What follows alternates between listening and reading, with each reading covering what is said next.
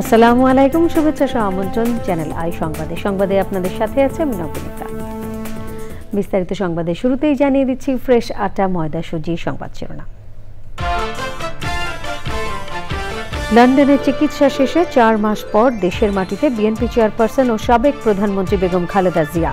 পথে পথে লাখো নেতাকর্মী সমর্থকের অভ্যর্থনা। এবারের ঈদুল আজহার ছুটি টানা 10 দিন। উপদেষ্টা পরিষদের বৈঠকের সিদ্ধান্ত, সাইবার সুরক্ষা আইন সংশোধন করে 9টি ধারা বাতিল। এবং সীমান্ত সুরক্ষায় আরাকান আর্মির সঙ্গে যোগাযোগ রাখবে বাংলাদেশ, বললেন নিরাপত্তা উপদেষ্টা। ভারত পাকিস্তান পরিস্থিতি জানাতেই পররাষ্ট্র উপদেষ্টাকে পাক পররাষ্ট্রমন্ত্রীর ফোন।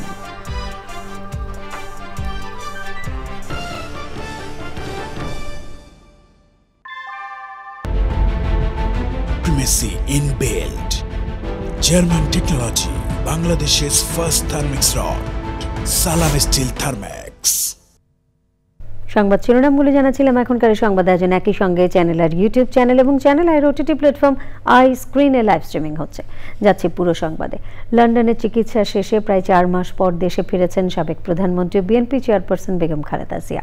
কাতারের রয়্যাল এয়ার অ্যাম্বুলেন্সে করে সকাল 10:42 হযরত শাহজালাল আন্তর্জাতিক বিমানবন্দরে অবতরণ করেন তিনি। এ সময় তাঁর সঙ্গে ছিলেন 2 পুত্রবধূ ডাক্তার জুবাইদা রহমান ও সৈয়দা শর্মিলা রহমান। বিমানবন্দরে ও মূল রাস্তার পাশে নেতাকর্মী ও সমর্থকরা তাদের প্রিয় নেত্রীকে স্বাগত জানান। রাহুল রায় জানাচ্ছেন। সব শঙ্কা কাটিয়ে প্রায় 4 মাস পর দেশের মাটিতে সাবেক প্রধানমন্ত্রী ও বিএনপি চেয়ারপারসন বেগম খালেদা জিয়া।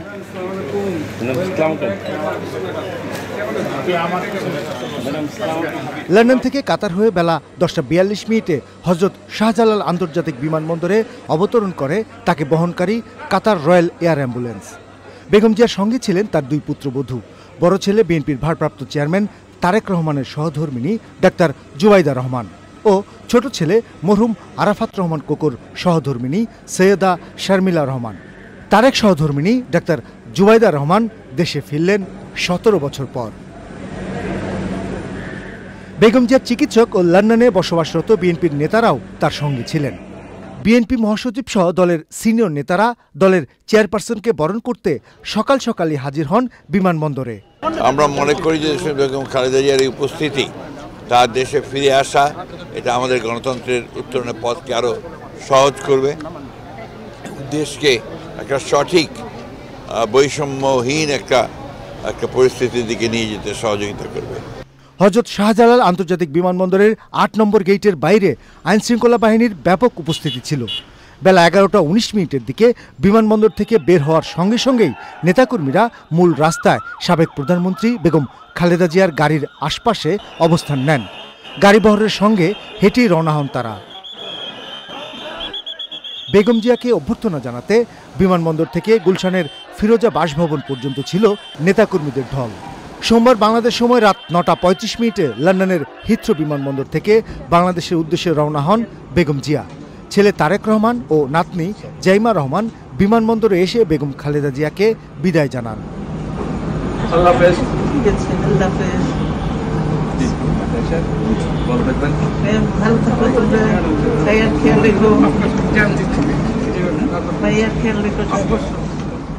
গত 8 জানুয়ারি চিকিৎসার জন্য লন্ডনে যান সাবেক প্রধানমন্ত্রী বেগম খালেদা জিয়া। সেখানে লন্ডন ক্লিনিক হাসপাতালে কিছুদিন চিকিৎসা নেয়ার পর ছেলে বিএনপির ভারপ্রাপ্ত চেয়ারম্যান তারেক রহমানের বাসভবনে থেকেই চিকিৎসা নিয়েছেন। উন্নত চিকিৎসা আর পরিবারকে কাছে পেয়ে এখন অনেকটাই সুস্থ বিএনপি চেয়ারপারসন বেগম খালেদা জিয়া।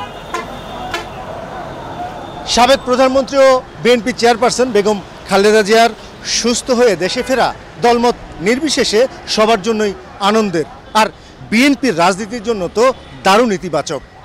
দলের চেয়ারপারসনের জন্য নেতাকর্মীদের অধীর আগ্রহ আর এমন উষ্ণ অভ্যর্থনায় প্রমাণ করে তারা কতটুকু চাঙা। তবে এখন দেখার বিষয় রাজনীতিতে কতটুকু সক্রিয় হন সাবেক এই প্রধানমন্ত্রী। রাহুল রায়, চ্যানেল আই, ঢাকা। এবছর ঈদুল আজহার সরকারি ছুটি থাকছে টানা 10 দিন। তবে ছুটি শুরুর আগের 2 শনিবার কর্মকর্তা কর্মচারীদের অফিস করতে হবে। উপদেষ্টা পরিষদের বৈঠকে এই সিদ্ধান্ত হয়েছে। বৈঠকে সাইবার সুরক্ষা আইন সংশোধন করা হয়েছে, বাতিল করা হয়েছে আইনের 9টি ধারা। এছাড়া আঁশ তুলাকে কৃষি পণ্য হিসেবে ঘোষণার সিদ্ধান্ত হয়েছে বৈঠকে। আরও জানাচ্ছেন মোস্তফা মল্লিক। প্রধান উপদেষ্টার কার্যালয়ে উপদেষ্টা পরিষদের বৈঠক। প্রধান উপদেষ্টার সভাপতিত্বে অনুষ্ঠিত বৈঠকে নতুন সাইবার সুরক্ষা অধ্যাদেশের খসড়া উপস্থাপন করা হয়। সভায় জানানো হয়, কিছু সংশোধন শেষে চলতি সপ্তাহেই গেজেট আকারে এটি প্রকাশ হতে পারে। নগরীর ফরেন সার্ভিস একাডেমিতে আয়োজিত সংবাদ সম্মেলনে উপদেষ্টা পরিষদের বৈঠকের সিদ্ধান্তগুলো নিয়ে কথা বলেন আইন উপদেষ্টা আসিফ নজরুল। এই প্রস্তাবিত যে অধ্যাদেশ আছে, এখানে প্রথমবারের মতো ইন্টারনেটকে নাগরিক অধিকার হিসাবে স্বীকৃতি দেওয়া হয়েছে। দেশে প্রথমবারের মতো অনলাইন জুয়া নিষিদ্ধ করা হয়েছে। প্রথমবারের মতো সাইবার স্পেসে নারী শিশু নির্যাতন এবং যৌন হয়রানিকে শাস্তিযোগ্য অপরাধ হিসেবে স্বীকৃতি দেওয়া হয়েছে। এবং এই আগের যে আইনটা ছিল ডিজিটাল সিকিউরিটি অ্যাক্ট, সেখানকার 9টা ধারা বাতিল করা হয়েছে এবং এই 9টা ধারায় ছিল কুখ্যাত ধারা। এই ধারাগুলোতে 95% মামলা দায়ের হয়েছিল। এই মামলাগুলো এখন স্বয়ংক্রিয়ভাবে বাতিল হয়ে যাবে।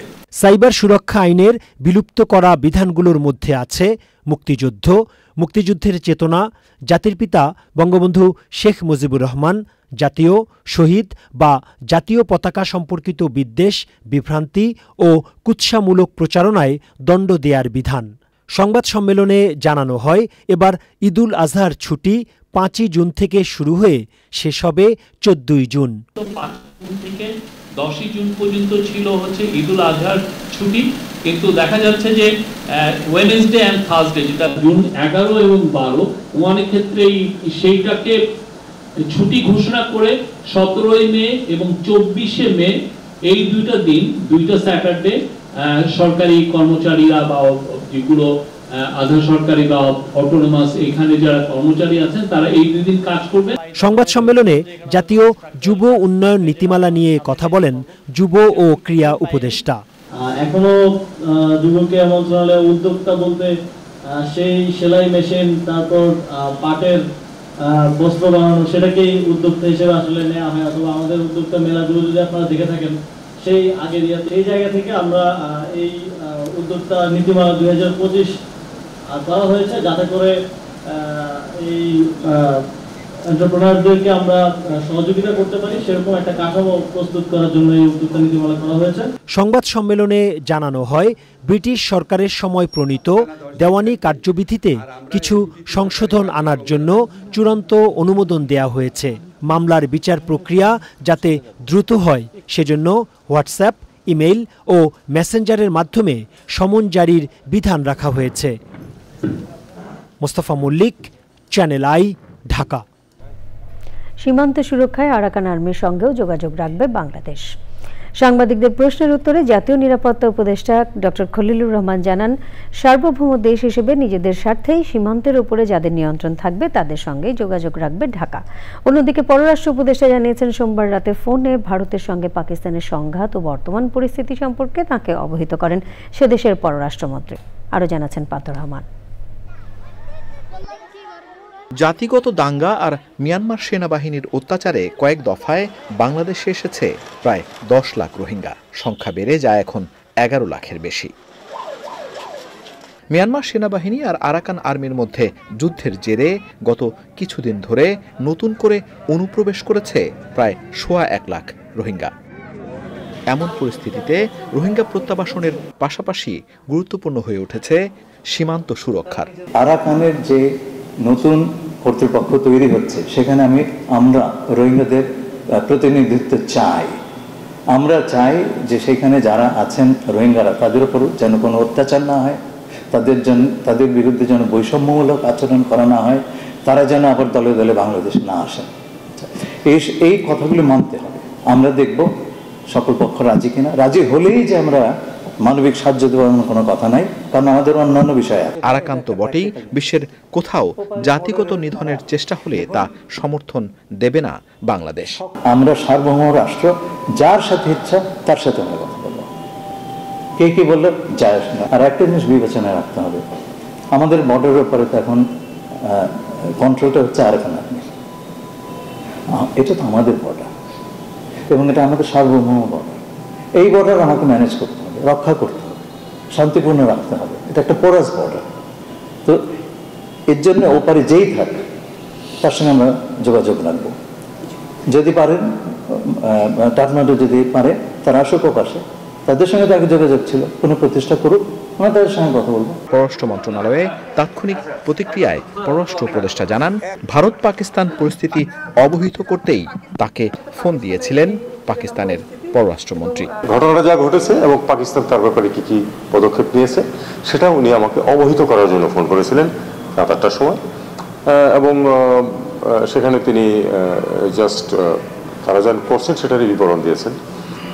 আমি আমার কাছ থেকে উনি কোনো সহায়তা চাননি বা রিয়াকশনও কিছু চান। আমি শুধু বলেছি যে আমরা আসলে চাই যে শান্তি বহাল থাকুক, আমরা উত্তেজনা প্রশমনে যে কোনো যেন ব্যবস্থা নেওয়া হয়। বাদুর রহমান, চ্যানেল আই, ঢাকা। সংবাদের রিপোর্ট জানিয়ে নিচ্ছি খানিকক্ষণের বিরতি, আর বিরতির পর অন্যান্য সংবাদের সাথে জানিয়ে ফিরব। একই দিনে গাজা সহ আরো 3 দেশে ইসরায়েলের বোমা হামলায় 54 জন নিহত, 20 লাখ মানুষ সরাতে গাজায় স্থল অভিযানের ঘোষণা।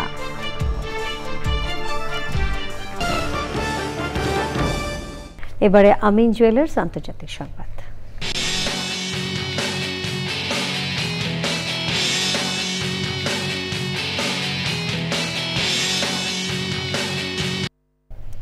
ফিলিস্তিনের গাজা উপত্যকা সহ একই দিনে আরও 3টি দেশে বোমা হামলা চালিয়েছে ইসরায়েল। আক্রমণের শিকার অন্য দেশগুলো হলো সিরিয়া, লেবানন ও ইয়েমেন। গাজায় বোমা হামলায় অন্তত 54 জন নিহত হয়েছেন। ইয়েমেনের হুদেইদায় অন্তত 30টি যুদ্ধবিমান হামলা চালিয়েছে ইসরায়েলি বাহিনী। এর আগে গাজার হামাসের বিরুদ্ধে সামরিক হামলা বাড়ানোর পরিকল্পনা অনুমোদন করে ইসরায়েলের নিরাপত্তা বিষয়ক মন্ত্রিসভা। এ বিষয়ে ইসরায়েলের প্রধানমন্ত্রী বেনিয়ামিন নেতানিয়াহু গাজায় নতুন স্থল অভিযান চালানোর ঘোষণা দিয়ে বলেন, গাজা থেকে 20 লাখ মানুষকে সরানো হবে। হামাসের সিনিয়র নেতা বাসেম নাইম বলেন, যতক্ষণ গাজায় অবরোধ ও হামলা বন্ধ না হবে ততদিন নতুন যুদ্ধবিরতি প্রস্তাব বিবেচনার মানে নেই। এক্সিম ব্যাংক বাণিজ্য সংবাদ।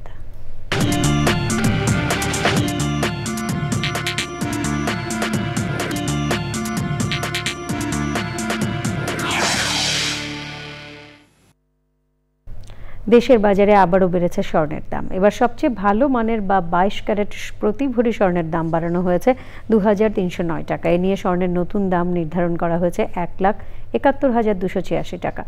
এছাড়া 21 ক্যারেটের প্রতি ভরি স্বর্ণের দাম নির্ধারণ করা হয়েছে 1,63,494 টাকা। সোমবার এক বিজ্ঞপ্তিতে এ তথ্য জানিয়েছে বাংলাদেশ জুয়েলার্স অ্যাসোসিয়েশন বাজুস। আজ থেকেই নতুন দাম কার্যকর করা হয়েছে। সংবাদে আবারও নিয়ে নিচ্ছি বিরতি, আর বিরতির পর খেলার খবরে থাকছে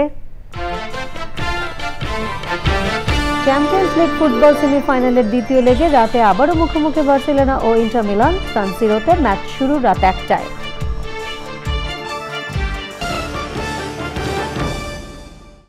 এবারে খেলার খবর।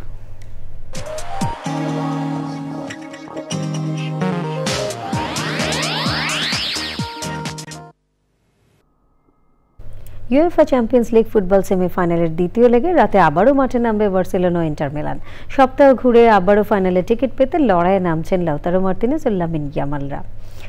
স্প্যানিশ ও ইটালিয়ান দুই শীর্ষ ক্লাবের প্রথম লেগের তীব্র উত্তেজনার লড়াইটি শেষ হয়েছিল 3-3 গোলে। ফলে দু দলই এখনও ফাইনালের নাম লেখানোর পূর্ণ দাবিদার।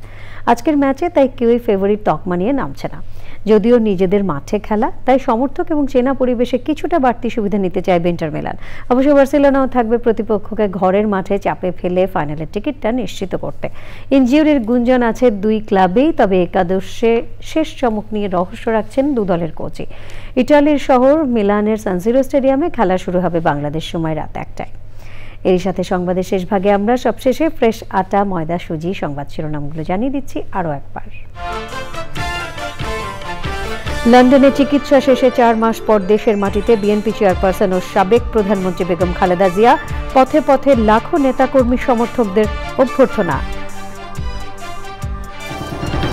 এবারের ঈদুল আজহার ছুটি টানা 10 দিন। উপদেষ্টা পরিষদের বৈঠকে সিদ্ধান্ত, সাইবার সুরক্ষা আইন সংশোধন করে 9টি ধারা বাতিল।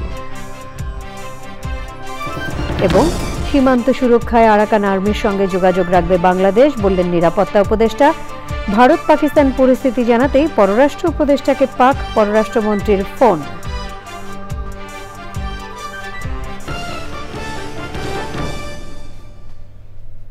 পরবর্তী সকল সংবাদ দেখার আমন্ত্রণ রইল। ধন্যবাদ সবাইকে।